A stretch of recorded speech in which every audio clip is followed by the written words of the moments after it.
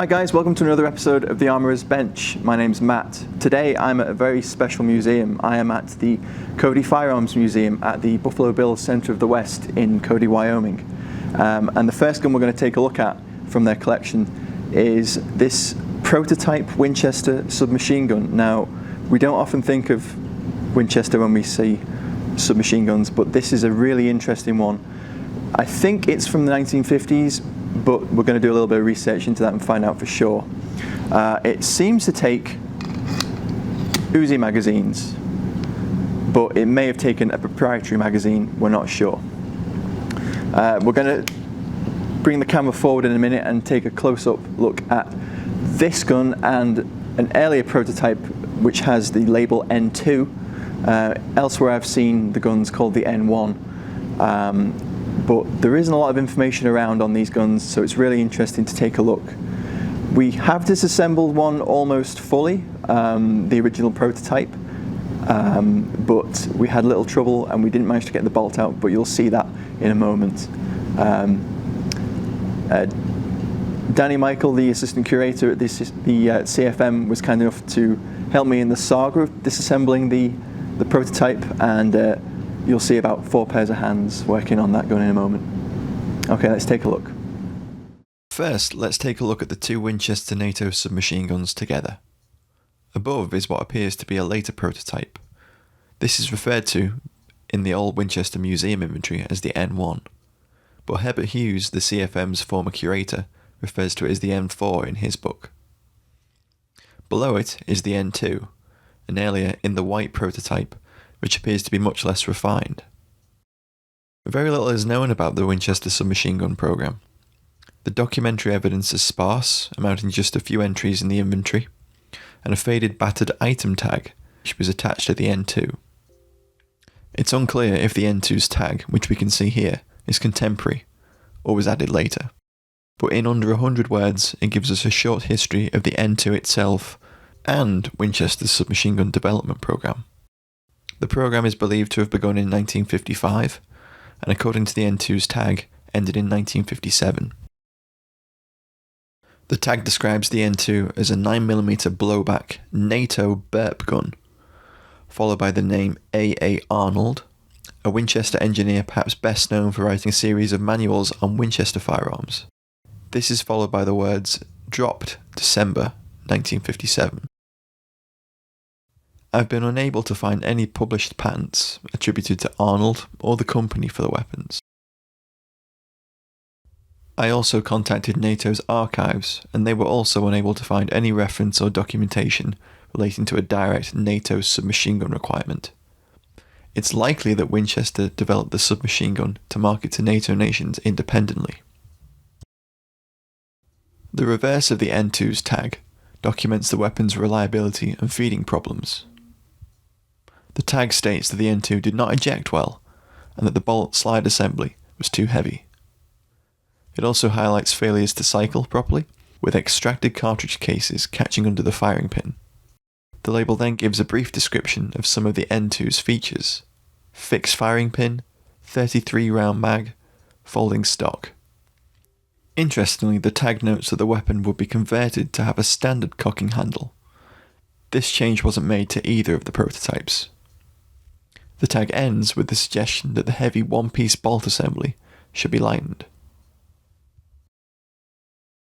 Here we can see the N2's magazine release button on the left side of the weapon. Visually, it's similar to the MP40's magazine release. The weapon likely fed from a double-stack, single-feed magazine, either of a similar pattern to the MP40 or a proprietary one designed by Winchester. The N4 seen in Hughes's 1994 book is shown with an MP40 magazine. The folding wire metal stock is retained by its own spring tension against a wingnut shaped catch, which is riveted to the recoil spring assembly cover.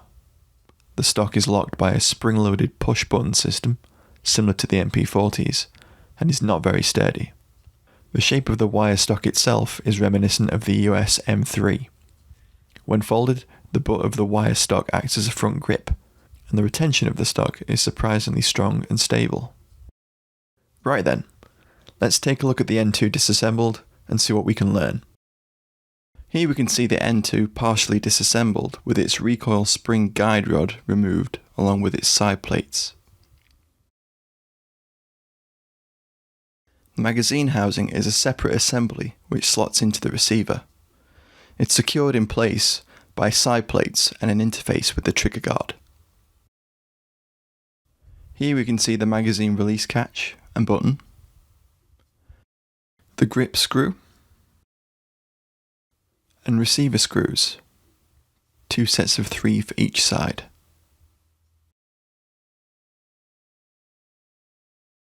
The trunnion which holds the recoil spring guide rod is held in the gun by a cross pin. The receiver is made up of a piece of stamped sheet metal with a rounded upper half containing the barrel, bolt and cutouts for the grip points on the bolt assembly to allow charging. The lower section of the stamped receiver is rectangular and has a cutout for a separate magazine housing and fire control mechanism. Here we can see the N2 as fully disassembled as we could manage in the time available. Sadly, we were unable to remove the bolt. The side plates, muzzle end cap and recoil spring assembly cover are all made from aluminium, ostensibly to reduce weight.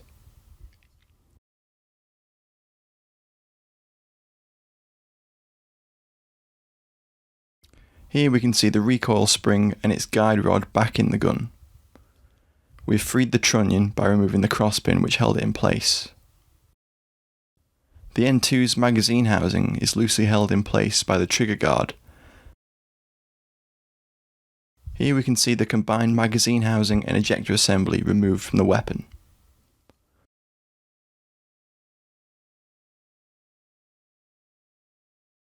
Here we can see one of the aluminium side plates, which has been carefully machined to fit around the magazine housing.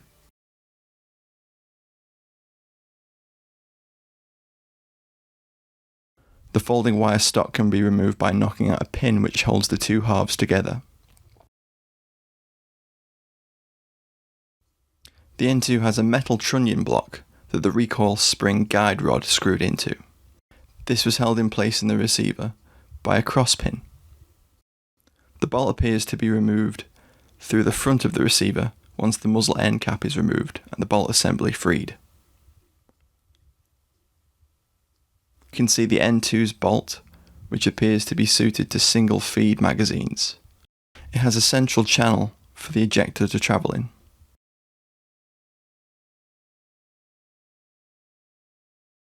Here we can see how the magazine housing and ejector assembly fit into the receiver and bolt.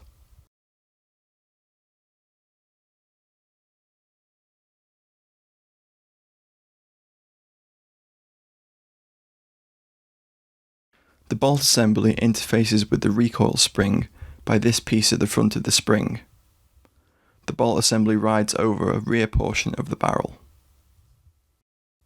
Both of the submachine gun prototypes use a cocking method similar in principle to that seen on the earlier British BSA well gun, developed during World War II.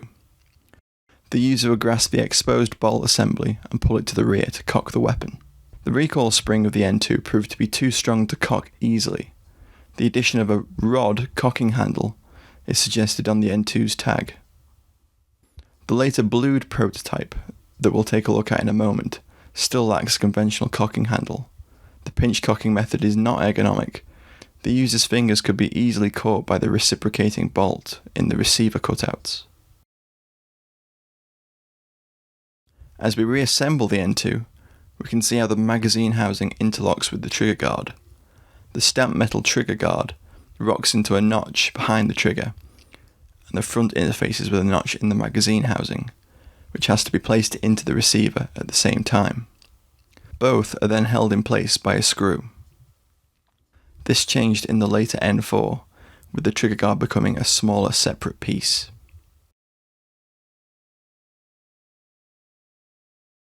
Let's take a look at the later blue prototype, referred to by Who's as the N4.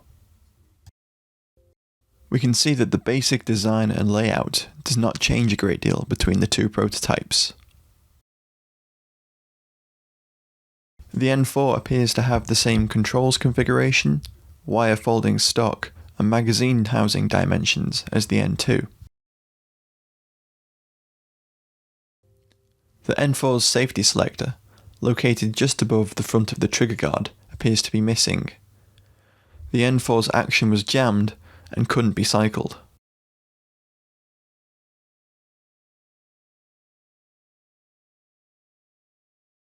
Despite being similar in layout, there are some differences between the prototypes.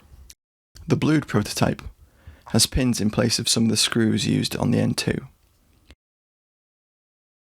The N4's nose cap now fits over the rounded half of the receiver rather than sitting flush.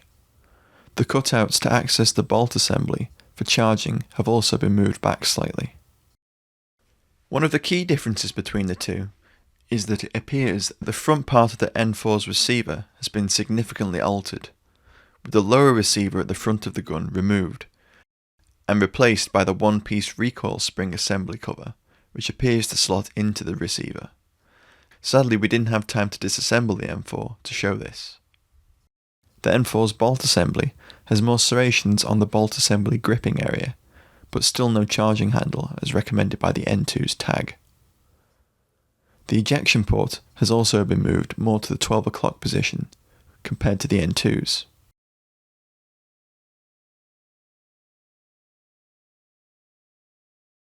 The side plates have been replaced by a recoil spring assembly cover which projects back further over the magazine housing to the rear of the receiver. The trigger guard has been shortened and no longer interfaces with the magazine housing.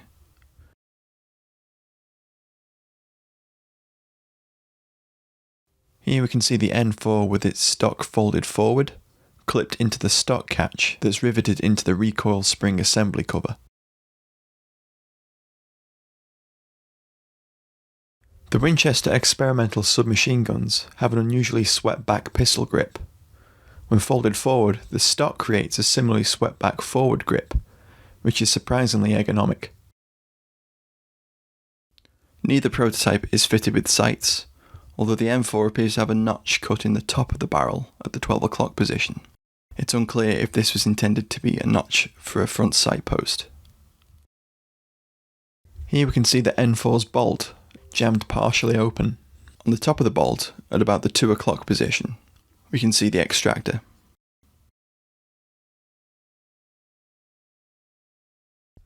And finally, here we can see the two prototypes side by side.